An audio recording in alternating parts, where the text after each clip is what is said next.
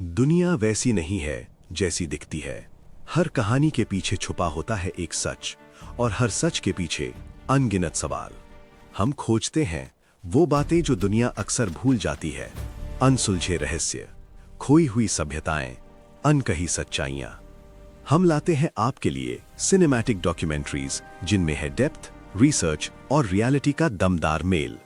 सच जो आपको सोचने पर मजबूर कर दे। भारत। आज हम जिस आजादी में सांस ले रहे हैं, उसकी कीमत सिर्फ नारे नहीं थे।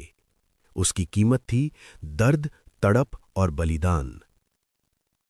इतिहास के पन्नों में कुछ जगहें ऐसी होती हैं जिनका नाम सुनते ही रूह कांप जाती है, और उन्हीं जगहों में से एक है काला पानी जेल। एक ऐसी जेल जहां सजा सिर्फ कैद नहीं थी, सजा थी इंसान को तोड़ देना। ये सिर्फ जेल नहीं थी, ये एक जिंदा सजा थी। काला पानी, ये शब्द अंग्रेजों के दौर में सबसे भयानक सजा माने जाते थे। इसका मतलब था भारत से हजारों किलोमीटर दूर अंडमान के सुनसान द्वीपों में ऐसी जेल जहां से वापसी लगभग नामुमकिन थी। यहां भेजे जाते थे वो कैदी जो अंग्रेजों के लिए सबसे बड़ा खतरा थे, क्रांतिकारी, बागी और आजादी के दीवाने।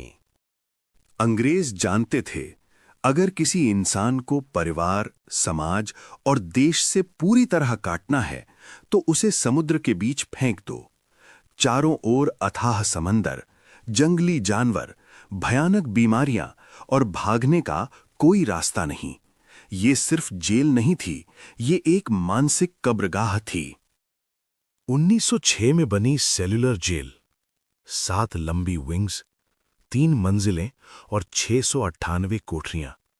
हर कोठरी ऐसी बनाई गई थी कि एक कैदी दूसरे कैदी को देख भी ना सके। न बात, न आवाज, न सहारा, बस एक इंसान और उसकी टूटती हुई सोच। काला पानी में दिन की शुरुआत दर्द से होती थी।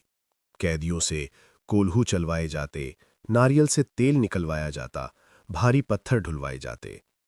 हाथों में जंजीर, पीठ पर कोड़े और पेट में भूख। अगर कोई थक जाए तो सजा और बढ़ा दी जाती। यहां गलती की कोई माफी नहीं थी। खाना इतना खराब कि कई कैदी उसे खा नहीं पाते थे। गंदी कोठरियां, मच्छर, मलेरिया, टीबी, धीरे धीरे कैदी टूटने लगते। कुछ चुप हो जाते, कुछ चीखने लगते और कुछ अपनी ही जिंदगी खत्म कर लेते। काला पानी शरीर नहीं, दिमाग तोड़ता था। इन्हीं अंधेरी दीवारों के बीच कुछ ऐसे नाम भी थे जिन्होंने हार नहीं मानी। वीर सावरकर, बटुकेश्वर दत्त, फजले हक और सैकड़ों गुमनाम सेनानी जिन्होंने दर्द सहा लेकिन झुके नहीं। उनके लिए काला पानी जेल भी देशभक्ति को कैद नहीं कर पाई। आज काला पानी एक स्मारक है। लोग आते हैं, तस्वीरें लेते हैं, लाइट एंड साउंड शो देखते हैं, लेकिन अगर आप खामोशी से इन दीवारों को सुने तो आज भी यहां से चीखें आती हैं।